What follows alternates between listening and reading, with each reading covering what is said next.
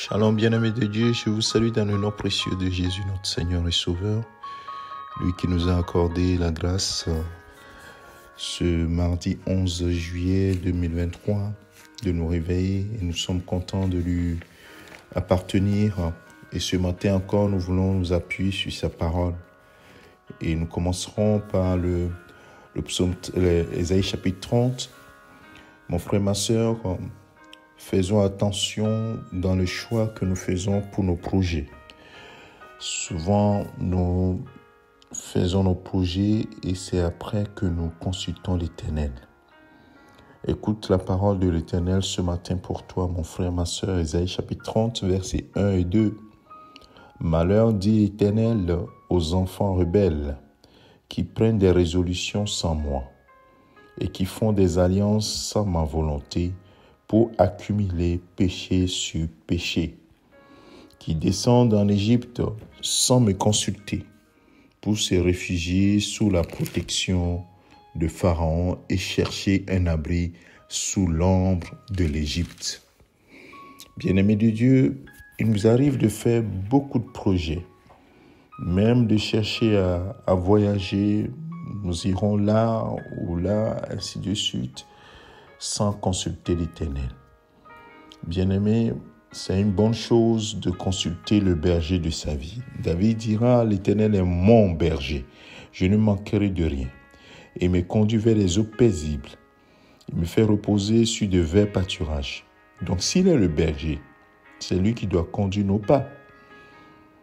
Dans la cohérence, s'il est ton berger, il doit conduire tes pas. Mais bien aimé, très souvent nous faisons le contraire, moi y compris. Nous choisissons et nous venons présenter à Dieu. Ou bien nous disons à Dieu, associe-toi à nous, aide-nous à réaliser ce que nous avons décidé. Bien aimé, c'est difficile, la vie chrétienne, très souvent, c'est comme ça que nous procédons dans nos choix. Oh, mais Dieu qui est miséricordieux, plein de grâce, oui, il nous aide. Mais en réalité, ce que nous devons faire, si nous le considérons comme le berger de notre vie et que notre volonté se soumet à sa volonté, nous devons le consulter. Seigneur, montre-moi le chemin de ce projet, le chemin que je dois emprunter dans cette affaire. Montre-moi le chemin. Bien-aimé de Dieu, est-ce que ce ne serait pas une bonne chose que nous commencions par remettre notre compteur à zéro en faisant les choses dans l'ordre que le Seigneur veut? Peut-être que nous aurons plus de réussite que nous en avons aujourd'hui. Dans Proverbe chapitre 3, la parole de Dieu nous dit dans le verset 5, « Confie-toi en l'Éternel de tout ton cœur et ne t'appuie pas sur ta sagesse. Reconnais-le dans toutes tes voies et il aplanira tes sentiers. » Oui, c'est exactement ça. Avec Dieu, tu feras toujours des exploits et il écrasera tes ennemis. Mais sans Dieu, ce sera comme le monde, c'est pile ou face. Soit ça tombe sur une bonne chose et tu dis « Waouh, j'ai réussi ». Ou bien ça tombera sur une mauvaise chose et tu diras « J'ai échoué ». Mais la question c'est, est-ce que Dieu échoue? Dieu n'échoue pas. Dieu n'échoue pas. Même l'arrestation de Jésus, sa crucifixion, les gens ont cru que Dieu avait échoué. Dieu n'a pas échoué. Les gens ont réalisé simplement ce que Dieu a défini très longtemps d'avance et qu'il a fait connaître à Isaïe. Et Isaïe a prophétisé là-dessus. Donc, mon frère, ma sœur, ce matin, c'est juste pour ramener cela à notre conscience, à toi, à moi, à nous tous qui écoutons ce message ce matin. Examinons notre voie et commençons par changer les choses. Seigneur, monterai-je ou pas? Je veux me comporter ainsi, je pense à tel projet. Quelle est ta pensée? Quel est le chemin? Est-ce que c'est ce que tu prévois pour moi? Aide-moi. Parle-moi. Nous allons prier.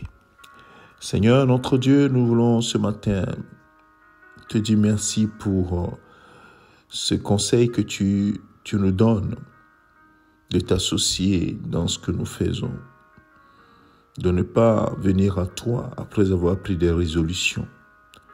Seigneur, aide-nous là où nous avons eu déjà à nous comporter ainsi. Seigneur, nous te demandons pardon.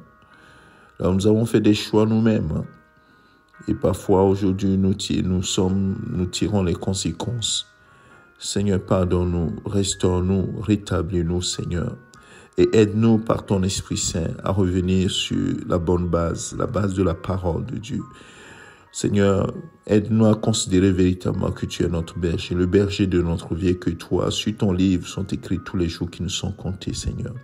Aide-nous à marcher dans tes voies, à te demander conseil, puisque la Bible dit d'ailleurs que l'esprit, ton esprit, dans Ésaïe chapitre 11, que c'est l'esprit de conseil et de force. Oui, Seigneur, aide-nous, conseille-nous, Seigneur.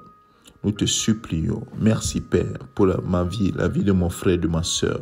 Là où quelqu'un est en train de subir une conséquence d'un choix sans te consulter, Seigneur, je te supplie, Papa, étends ta main et délivre cette personne parce qu'elle s'est repentie devant toi, parce qu'elle a reconnu son erreur et t'a demandé pardon, Seigneur. Souviens-toi d'elle dans ta grâce, Père. Merci de ce que tu es fidèle. Glorifie ton nom, Père, au nom de Jésus-Christ, ton Fils bien-aimé. Nous avons ainsi prié. Amen. Que le Seigneur te bénisse, mon frère, ma soeur. C'est ton serviteur, pasteur Alexandre. Excellente journée. Amen.